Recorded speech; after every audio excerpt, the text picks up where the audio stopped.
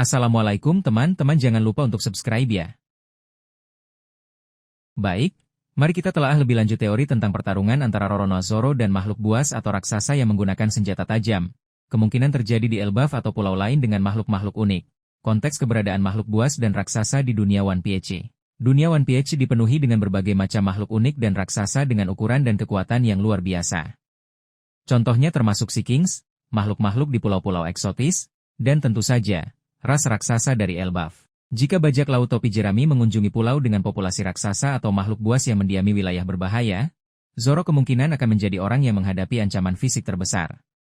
Skenario pertarungan melawan makhluk buas atau raksasa, penjaga wilayah atau harta karun, Zoro mungkin harus mengalahkan makhluk buas atau raksasa yang menjaga wilayah penting, harta karun, atau artefak yang dibutuhkan kru. Ancaman terhadap kru, makhluk besar dengan senjata tajam bisa mengancam keselamatan anggota kru lain, memaksa Zoro untuk turun tangan dan melawannya. Duel untuk membuktikan kekuatan. Di Elbaf, Zoro mungkin akan ditantang oleh raksasa kuat yang ingin menguji kekuatannya melawan pendekar pedang terkenal. Bagian dari ujian atau ritual.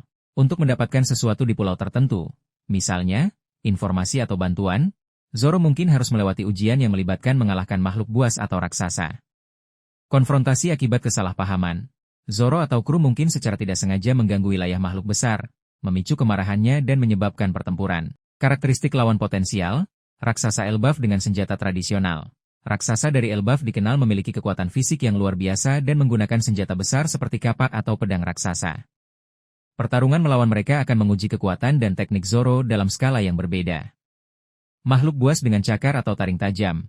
Di pulau-pulau liar, Zoro mungkin menghadapi makhluk dengan ukuran besar, kulit keras, dan senjata alami yang tajam seperti cakar, taring, atau ekor berduri. Hibrida atau mutan dengan senjata alami, mungkin ada makhluk hasil eksperimen atau evolusi unik yang memiliki kombinasi kekuatan fisik dan senjata alami yang berbahaya. Bagaimana Zoro dapat menghadapi lawan sebesar itu? Memanfaatkan kecepatan dan kelincahan. Meskipun lawannya besar dan kuat, Zoro memiliki kecepatan dan kelincahan yang jauh melebihi mereka.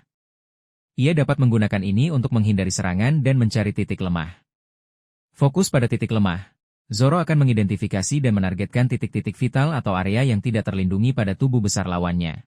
Menggunakan teknik tebasan yang kuat dan tepat, kekuatan tebasan Zoro, terutama yang diperkuat dengan haki, mampu menembus pertahanan yang kuat. Ia akan menggunakan teknik yang paling efektif untuk melukai lawannya. Memanfaatkan lingkungan, Zoro dapat menggunakan lingkungan sekitar untuk mendapatkan pijakan yang lebih baik, menghindari serangan, atau bahkan menjebak lawannya.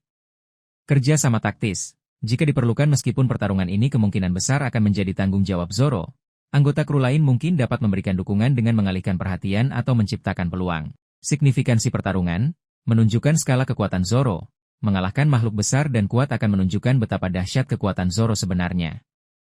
Tantangan yang berbeda dari manusia, bertarung melawan makhluk dengan fisiologi yang berbeda akan memaksa Zoro untuk beradaptasi dengan gaya bertarung yang unik. Menjelajahi keanekaragaman dunia One Piece. Pertarungan ini akan menyoroti betapa beragam dan berbahayanya makhluk-makhluk yang mendiami dunia One Piece. Kesimpulan teori.